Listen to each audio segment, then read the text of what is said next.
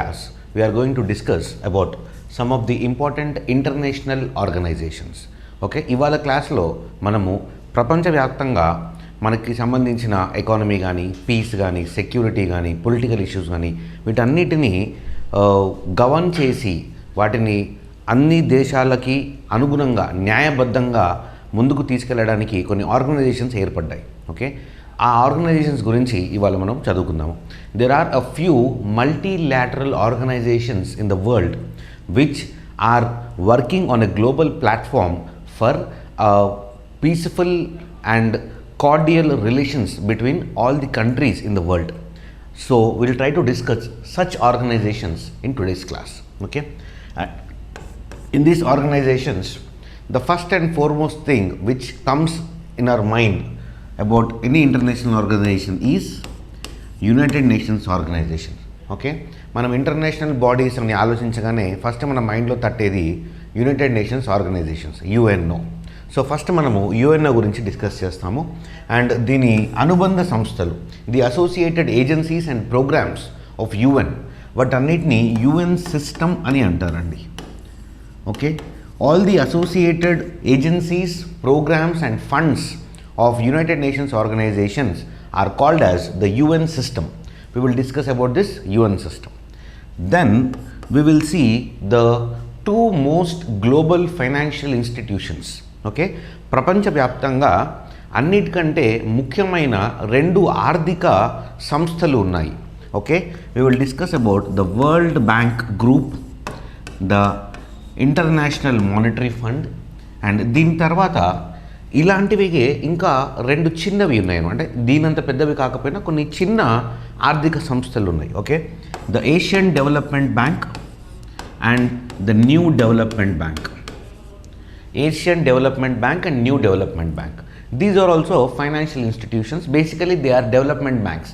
Development bank meaning ఏంటి అంటే, ఏదన్నా డెవలపింగ్ నేషన్ ఉంది, ఓకే, ఇంకా బాగుపడుతున్న దేశం ఏదైతే ఉందో, అభివృద్ధి చెందుతున్న దేశం కానీ అభివృద్ధి చెందని దేశాలలో వీళ్ళు డబ్బులు తక్కువ వడ్డీ రేటుకి డబ్బులు ఇచ్చి వాళ్ళ దేశంలో ఆర్థిక వ్యవస్థని డెవలప్ చేయడానికి ప్రోత్సహిస్తారు. Okay, they will try to give encouragement for the economic growth of developing nations and under developed nations. Okay, so అవి ఈ సంస్థలు అనమాట. World bank group, international monetary fund, Asian development bank, new development bank. Then ఈ financial institutions అయిపోయిన తర్వాత we will see about the multilateral groupings. Okay, multilateral అంటే మీకు last క్లాస్లో చెప్పాను, రెండు కన్నా ఎక్కువ దేశాలు ఒక దగ్గరికి వచ్చి ఏదన్నా విషయంపై సమావేశం జరిగితే దాన్ని మల్టీలాటరల్ అని అంటారు. Single country it means unilateral. Two countries or two nations it is called bilateral, and more than two countries it is called multilateral. So multilateral groups ఉంటాయి అన్నమాట. Multilateral groupings like G7, G20, Organization of Economic Cooperation and Development, OPEC countries. So these are the global multilateral groupings. Global అంటే ప్రపంచవ్యాప్తంగా ఉన్న multilateral groupings.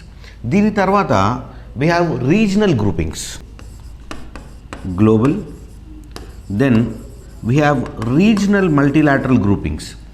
Regional means they are confined to a particular geographical location.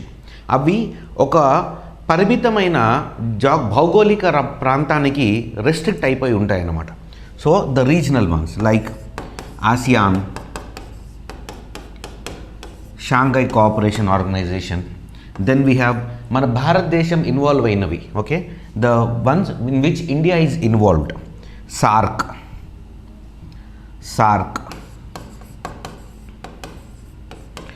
BIMSTEC and BRICS. And after all this there is security related, అంటే మన ప్రపంచవ్యాప్తంగా భద్రత, సెక్యూరిటీకి సంబంధించి కొన్ని specialised organisations ఉన్నాయండి. దాని ఆర్గనైజేషన్స్ అనొచ్చు, అగ్రిమెంట్స్ అని కూడా అంటాము. సో అలాంటివి NATO. Okay, this is a security related grouping. It is a security related grouping. Next we have ఈ నాటోకి సంబంధించి కొన్ని ఆంక్షలు గ్లోబల్ సెక్యూరిటీ పర్పస్ కోసము కొన్ని ఆంక్షలు విధించే అగ్రిమెంట్స్ ఒప్పందాలు జరిగాయి ప్రపంచవ్యాప్తంగా. ఓకే, ఆ అగ్రిమెంట్స్ వల్ల మన భారతదేశానికి కొంచెం నష్టం కూడా జరిగింది. సో ఆ అగ్రిమెంట్స్ ఏంటో ఒకసారి మనం చూసుకుందాం. ఇక్కడే న్యూక్లియర్ సప్లయర్ గ్రూప్ ఒకటి, ఓకే, MTCR ఒకటి. సో ఇవన్నీ చూసుకుంటే this will cover the entire groupings for the international organizations. Okay, ఈ టాపిక్లో మన ఎగ్జామ్కి సంబంధించి ఈ లెవెల్ ఆఫ్ అండర్స్టాండింగ్ ఉంటే మనకి సరిపోతుందండి. Okay, so first will start with UNO, then the financial institutions of the world, then the global multilateral agencies or the groupings, then regional multilateral groups, then we have the security related groups and some security related agreements. This will be our class for today. Clear? Okay.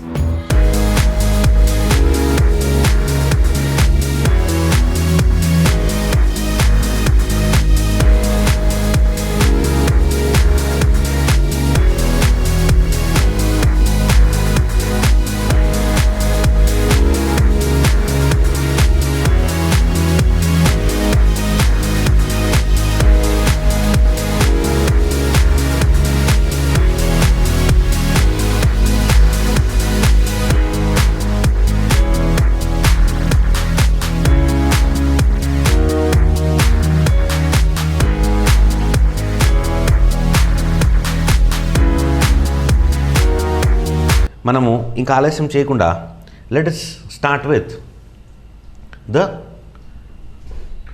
First international organization, that is United Nations organization, UNO. So the first organization which we are discussing about is United Nations Organization. It was established in the year 1945. ఇది 1945వ సంవత్సరంలో స్థాపించబడింది. And దీని head quarters ఎక్కడ ఉన్నాయండి? International city in New York.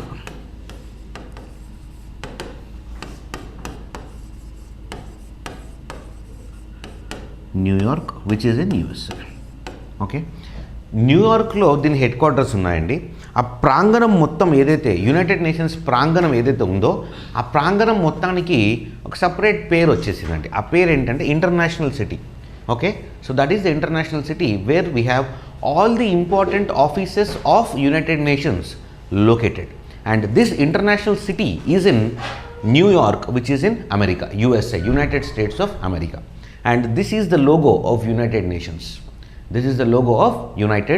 Nations. And ఈ United Nations organization స్థాపించిన అప్పుడు దానికి ప్రాథమికంగా ఒక 5 ధ్యేయాలు, గోల్స్ ఉన్నాయండి. It has 5 primary goals. What are the goals are the aim of UNO? The primary aim or goal is, first one is promoting peace and security. Promoting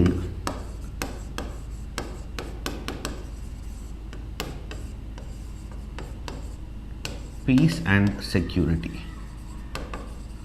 okay, ప్రపంచవ్యాప్తంగా శాంతి భద్రతలను కాపాడుతూ వాటిని పెంపొందించడం దాని ప్రథమ కర్తవ్యం. First main important goal. Okay, second one is trying to give humanitarian aid, delivering humanitarian aid. అంటే మానవ దృక్పథంతో ఎవరికి ఏ నీడ్ వచ్చినా వాళ్ళకి సాయం అందించడానికి ఎవరు ముందుకు రాకపోయినా యునైటెడ్ నేషన్స్ మాత్రం అక్కడ ఉండాలి అనేది వాళ్ళ గోల్ అన్నమాట. Okay, delivering humanitarian aid.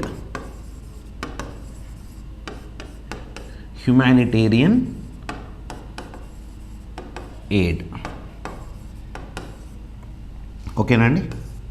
Third one is వీళ్ళు ఏదైతే ఇస్తున్నారో సస్టైనబుల్ డెవలప్మెంట్కి పాటుపడడం.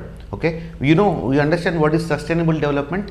Sustainable development means trying to use the resources judiciously so that today our usage is not effecting the availability of the resources for the next generation. ఇప్పుడు ఏవైతే వనరులను మనం వాడుకుంటున్నామో మన వాడుక ఎంత జాగ్రత్తగా ఉండాలి అని అంటే, మన వాడకం వల్ల ఫ్యూచర్ జనరేషన్స్ వచ్చే తరాలకి వాటి కొరత ఏర్పడకూడదు. ఓకే, వాటి కొరత ఏర్పడకూడదు అనేది సస్టైనబుల్ డెవలప్మెంట్కి మీనింగ్ అండి. సో ఆ సస్టైనబుల్ డెవలప్మెంట్ని ప్రమోట్ చేయడం యునైటెడ్ నేషన్స్ యొక్క ధ్యేయం, aim.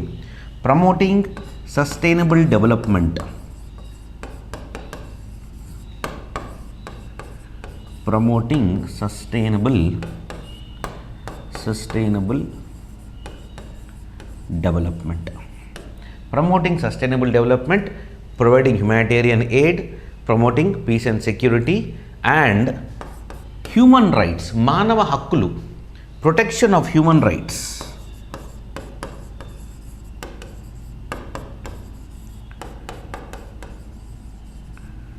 Protection of human rights, మానవ హక్కులు పరిరక్షించాలి. And the fifth aim is providing international security. Okay, ప్రపంచవ్యాప్తంగా భద్రతని కాపాడాలి, పెంపొందించాలి. Okay, providing international security, providing international security and promoting international law, promoting international law. అంటే సపోజ్ ఏదైనా దేశం, suppose there is a country which is not taking care of its citizens. మనము చాలా instances చూసాము. ఒక ఆర్మీ జనరల్ ఆ కంట్రీలోని ప్రభుత్వాన్ని కూలదోసి, కూప్ అంటారు దాన్ని, కూప్ చేసి అతను రాజ్యాధికారిని దక్కించుకొని అతనికి ఎవరైతే ఎదురు తిరుగుతారో వాళ్ళందరినీ చంపించేస్తూ ఉంటాడు. చాలాసార్లు జరిగింది, especially in African countries and south American countries. అది జరిగినప్పుడు దాన్ని జీనోసైడ్ అని అంటారు. అలా జరిగినప్పుడు అక్కడున్న జనాలని పరిరక్షించేది ఎవరు? ఓకే, ప్రపంచవ్యాప్తంగా గ్లోబల్ పరంగా ఒక చట్టం ఉండాలి. ఓకే, దాన్ని it's called the global international laws. So ఆ ఇంటర్నేషనల్ అంతర్జాతీయ చట్టం ఏదైతే ఉందో దాన్ని ఏర్పరిచి దాన్ని ప్రొటెక్ట్ చేయడం దీని ఏమండి. So protecting and promoting international law to make sure that every person is getting justice. Okay, ఆ రాజ్య అధికారియే ఇప్పుడు ఆ దేశానికి అధినేతనే దొంగ అయ్యాడు అనుకోండి, వాడిని శిక్షించేది ఎవడు? వాడిని శిక్షించడానికి అంతర్జాతీయ చట్టాలు ఉంటాయి. ఆ అంతర్జాతీయ చట్టాలని ఏర్పరచాలి, వాటిని పరిరక్షించాలి, వాళ్ళని ఇంప్లిమెంట్ చేయాలి, కాపాడాలి. That is also an aim of United Nations organization, UNO. Okay, so total these are the 5 aims of UNO. We will repeat. ఒకసారి మీరు గుర్తుపెట్టుకోవడానికి జస్ట్ ఇంపార్టెంట్ వర్డ్స్ ఏవైతే ఉంటాయో ఓన్లీ వాటిని ట్యాగ్ చేయండి. Peace and security, humanitarian aid, sustainable development, human rights, international law. Okay, and నేనైతే దీన్ని PHHSI అని గుర్తుపెట్టుకుంటానండి. PH తెలుసు కదా, acidity, basicity. PHHSI. Okay, PHSSI అని నేను గుర్తుపెట్టుకున్నానండి. Okay, this is peace and security, humanitarian aid, human rights, sustainable development. I అంటే ఇంటర్నేషనల్ లా. రైట్, మీకు ఇంకా నచ్చి ఇంకా బెటర్ ఆప్షన్ ఏదైనా ఉంటే you go for that. But this is the way I remember, PHHSI. And this is the logo for United Nations. Okay, now దాని aims చూసాము. We have seen the aims of United Nations. Now we will see the background or the history of formation of United Nations. ఇది ఏర్పడడానికి జరిగిన sequences, సంఘటనలు ఏంటి? The history, if you take a brief history of United Nations ఏర్పడడానికి main reason Second World War. The main reason for the formation of United Nations is the Second World war.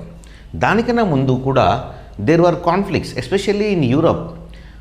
ఐరోపా ఖండంలో 1800వ శతాబ్దం నుంచే, అంటే 1700s నుంచే ఒక దేశం పైన ఇంకొక దేశం దాడి చేయడము, ఇంకో దేశము వేరే వాటికి దురాక్రమణ చేయడము, ఇవి జరుగుతూ ఉండేవి.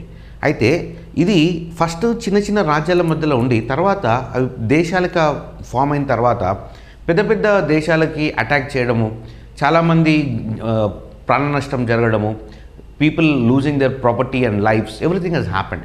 సో అవన్నిటినీ రెస్ట్రిక్ట్ చేయడానికి ప్రపంచవ్యాప్తంగా వార్ జరగకుండా ఏదన్నా ఇష్యూ వస్తే కూర్చొని మాట్లాడడానికి, సెటిల్ చేయడానికి ఒక పెద్ద మనిషిలాగా ఉండాలి, ఒక ఇన్స్టిట్యూట్ ఉండాలి అని డిసైడ్ చేసుకొని వాళ్ళు కాన్ఫరెన్సెస్ పెట్టుకున్నారు. Okay, world wide they saw a need for a global agency to negotiate and try to bring peace between two conflicting nations. And in that process, a conference happened in 1892. Okay, and the conference 1899, there was a conference called the Peace Conference.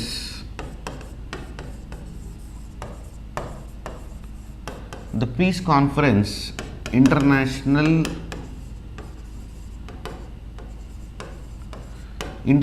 Peace Conference at Hague. Hague is a place in Netherlands. Hague is a place in Netherlands. ఈ Hague ప్రాంతంలో 1899 సంవత్సరంలో ఈ conference జరిగింది. And out of this conference one institution emerged. ఈ conference నుంచి అందరూ కూర్చొని మాట్లాడుకొని ఒక సంస్థను ఏర్పాటు చేద్దాము అని డిసైడ్ అయ్యారు. అండ్ ఆ సంస్థ 1902వ సంవత్సరంలో 1902లో they established an international court of arbitration. They established an international court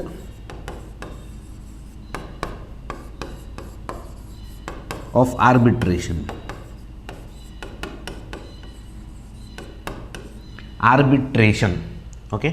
arbitration అంటే రెండు పార్టీస్ మధ్యలో గొడవ ఉంటే ఒక మధ్యవర్తి, తెలివి అంటే న్యాయపరమైన నాలెడ్జ్ ఉన్న ఒక మధ్యవర్తి, ఒక అడ్వకేట్ కానీ, ఒక జడ్జ్ కానీ, ఒక రిటైర్డ్ జడ్జ్ కానీ కూర్చొని ఇద్దరి ఇష్యూని అమికబుల్గా సాల్వ్ చేస్తారు. అంటే ఈ రెండు పార్టీస్కి అనుగుణంగా ఉండే సొల్యూషన్ని తీసుకొస్తారనమాట. So that is called arbitration.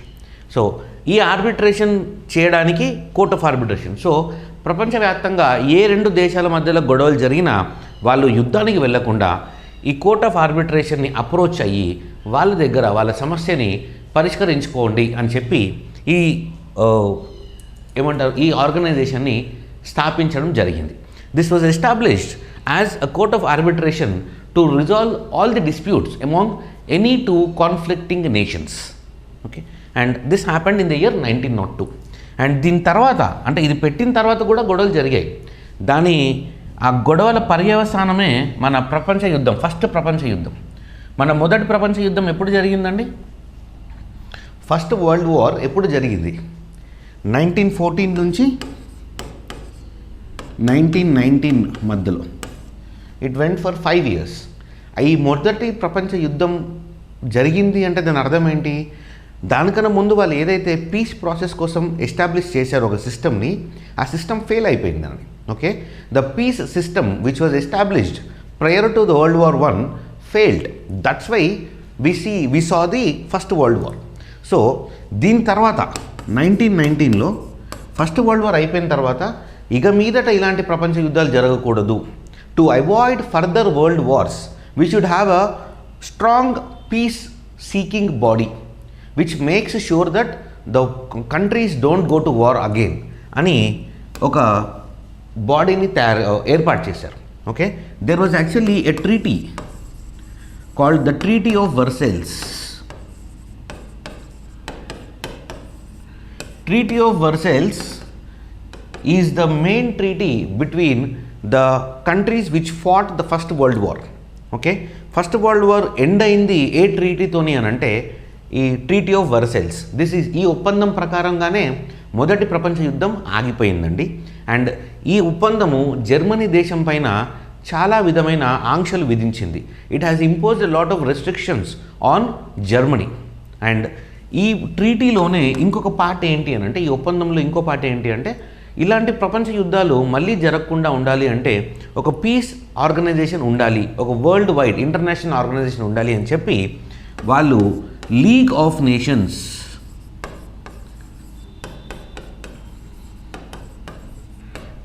నేషన్స్ని ఏర్పాటు చేశారు. సో యునైటెడ్ నేషన్స్ స్థాపించక ముందు అలాంటిదే ఇంకో సంస్థ ఉంది, దాని పేరేంటి? League of nations. So league of nations రావడానికి అంటే అది ఏ ఒప్పందం ద్వారా ఏర్పడింది? ట్రీటీ ఆఫ్ వర్సైల్స్ ఒప్పందం ద్వారా మనకి లీగ్ ఆఫ్ నేషన్స్ ఏర్పడింది అని చెప్పొచ్చు. అయితే ఇది కూడా ఫెయిల్ అయిపోయిందండి. అందుకనే మనకి మళ్ళీ 1939లో రెండవ ప్రపంచ యుద్ధం స్టార్ట్ అయింది. League of Nations failed to control the autocratic admonishing rules of Germany. Okay, Germany అధినేత అడాల్ఫ్ హిట్లర్ వేరే దేశాలపై దండయాత్ర చేసినప్పుడు, ఆక్రమణ చేసినప్పుడు అతన్ని ఆపడంలో లీగ్ ఆఫ్ నేషన్స్ విఫలమైంది.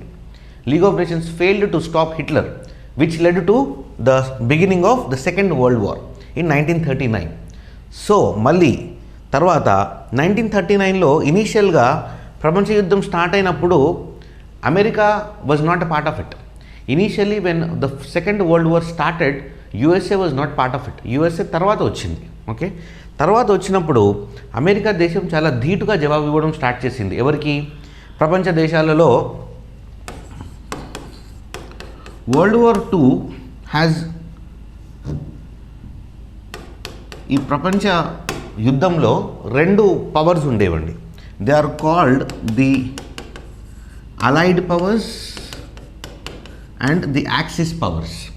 అలైడ్ పవర్స్ అంటే UK, France, USA, Russia. Axis powers Germany, Italy,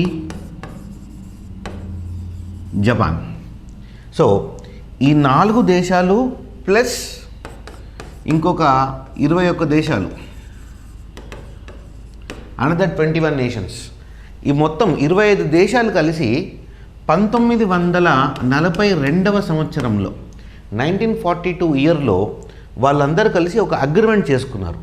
ఏమండి అగ్రిమెంట్ ఏంటి అంటే, ఈ యాక్సిస్ పవర్స్ ఏవైతే ఉన్నాయో వీటిని మేము ఆపి తీరుతాము, ఈ యాక్సిస్ పవర్స్ శాంతికి ఒప్పుకునేలాగా మేము ఫోర్స్ చేస్తాము అని చెప్పి ఈ దేశాలన్నీ కలిసికట్టుగా ఒక దగ్గరకు వచ్చి ఒక అగ్రిమెంట్ రాసుకున్నాయి. దాన్నే యునైటెడ్ నేషన్స్ అగ్రిమెంట్ అని అంటారు. ఓకే, ఈ 25 దేశాలు కలిసి వచ్చాయి కదా, అందుకనే యునైటెడ్ నేషన్స్. సో ఆ పేరు ఎక్కడి నుంచి వచ్చిందంటే ఈ అగ్రిమెంట్ నుంచి వచ్చిందనమాట. సో ఆ ఒప్పందం ప్రకారంగా మేము వీళ్ళని ఆపి తీరుతాము అని చెప్పి వీళ్ళకు అగ్రిమెంట్ రాసుకున్నప్పుడు ఆ పేరు యునైటెడ్ నేషన్స్ అని వచ్చింది.